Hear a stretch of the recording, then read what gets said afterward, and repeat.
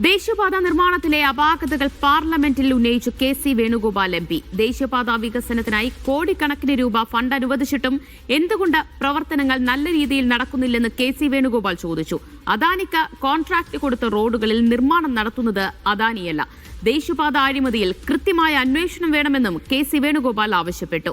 ചട്ടം ലംഘിച്ചാണ് കെ.സി. വേണുഗോപാൽ സംസാരിച്ചതെന്ന് ബി.ജെ.പി. എം.പി. നിഷികാന്ത് ദുബെ ആരോപിച്ചു.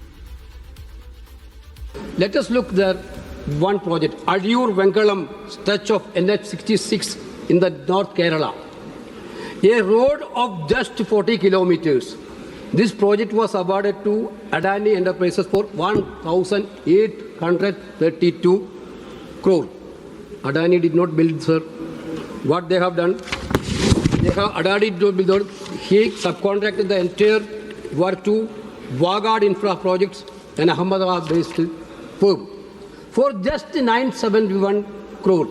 The actual construction cost is therefore 23.7 crore per. Basically, the actual construction cost is 23.7 crore per kilometer. But Adani is being paid 45 crore per kilometer, sir. Sir, Adani will earn 2,043 crore from this one project alone, an excess profit of 1,310 crore funded entirely by public money, sir. Not public safety. And this brings me to the core issue behind the supplementary demand, basically the highway scam, sir. इसीलिए उनको confined करिए sir कि केवल और केवल वो demands of grants पर ही चर्चा करेंगे, सप्लीमेंट्री डिमांड्स ऑफ ग्रांट्स पर.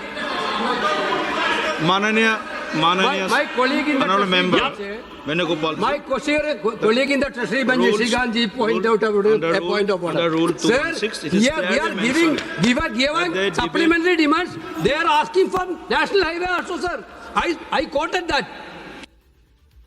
സജു തോമസ് വിവരങ്ങൾ നൽകും. സജു, കേരളത്തിലെ ദേശീയപാത തകർച്ചയുമായി ബന്ധപ്പെട്ട് എന്തൊക്കെ ആരോപണങ്ങളാണ് പാർലമെന്റിൽ ഉന്നയിക്കപ്പെട്ടത്? ദേശീയപാതയുടെ വികസനവുമായി ബന്ധപ്പെട്ട് വലിയ തോതിലുള്ള പഴിയാണ് ഇപ്പോൾ കേന്ദ്ര സർക്കാരിന് കേൾക്കേണ്ടി വന്നിട്ടുള്ളത്. സ്വാഭാവികമായിട്ടും ഇന്ന് പാർലമെന്റിലെ സപ്ലിമെന്ററി ഡിമാൻഡ്സുമായി ബന്ധപ്പെട്ടാണ് കെ.സി. വേണുഗോപാൽ കേരളത്തിലെ കൂരിയാടും അതോടൊപ്പം തന്നെ കൊല്ലം ജില്ലയിലും ദേശീയപാത തകർന്ന വിഷയങ്ങൾ ചൂണ്ടിക്കാട്ടി വലിയ ആരോപണങ്ങൾ ഉയർത്തിയത്. പ്രത്യേകിച്ച് ഈ വിഷയങ്ങളിലൊക്കെയും പ്രത്യേകിച്ച് കേന്ദ്ര സർക്കാരിന്റെ ഒരു അന്വേഷണം ഉണ്ടാകണമെന്നാണ് അദ്ദേഹം ചൂണ്ടിക്കാണിച്ചതിന് ഏറ്റവും പ്രധാനപ്പെട്ട കാരണമായി അദ്ദേഹം ചൂണ്ടിക്കാണിക്കുന്നത് സബ് കോൺട്രാക്ട് വഴിയാണ് ഈ ജോലികളൊക്കെ നിർവഹിച്ചിരിക്കുന്നത്.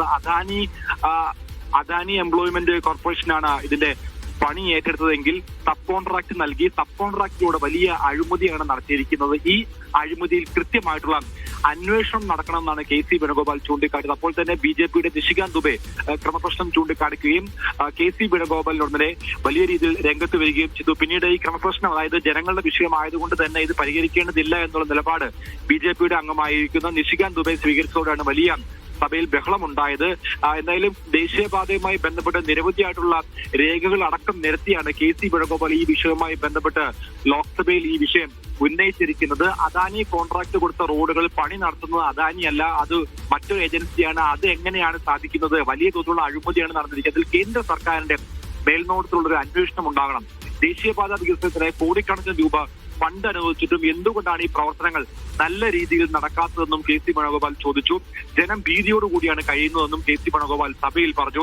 പാർലമെന്റിലല്ലാതെ ഈ വിഷയങ്ങൾ എവിടെയാണ് പറയേണ്ടത്? പ്രത്യേകിച്ച് ജനങ്ങളെ വിഷയിക്കുന്ന കാര്യങ്ങളിൽ ക്രമപ്രശ്നം ബി.ജെ.പി ചൂണ്ടിക്കാണിക്കുമ്പോൾ ഈ വിഷയങ്ങൾ പാർലമെന്റിലല്ലാതെ മറ്റെവിടെയാണ് തങ്ങൾ പറയേണ്ടതെന്നും കെ.സി. വേണുഗോപാൽ സഭയിൽ ചോദിച്ചു. അതായത് സഭയിൽ ഇന്ന് ഈ ദേശീയപാത വിഷയവുമായി ബന്ധപ്പെട്ട് ഇതുവരെ വിവിധ ഇടങ്ങളിൽ നടന്ന അഴിമതിയുടെ എല്ലാ വിവരങ്ങളും ശേഖരിച്ച് ശേഷമാണ് കെ.സി. വേണുഗോപാൽ ഇത്തരമൊരു വിഷയം ഉന്നയിച്ചത്. അത് ക്രമപ്രശ്നം ചൂണ്ടിക്കാട്ടേണ്ട കാര്യമില്ല എന്നുള്ള നിലപാട് തന്നെയാണ് ഇപ്പോൾ കോൺഗ്രസ് നിലനിൽക്കുന്നത്. പ്രത്യേകിച്ച് കേരളത്തിലെ വിവിധ സ്ഥലങ്ങളിൽ ദേശീയപാതയുടെ സബ് റോഡുകളടക്കം തകരുന്ന സാഹചര്യത്തിൽ ഈ വിഷയത്തിൽ വലിയ രീതിയിലുള്ള ആരോപണങ്ങൾ നിലനിൽക്കുന്ന സാഹചര്യത്തിൽ കൃത്യമായിട്ടുള്ള അന്വേഷണം വേണമെന്നാണ് കോൺഗ്രസ് ഇപ്പോൾ ആവശ്യപ്പെട്ടിരിക്കുന്നത്.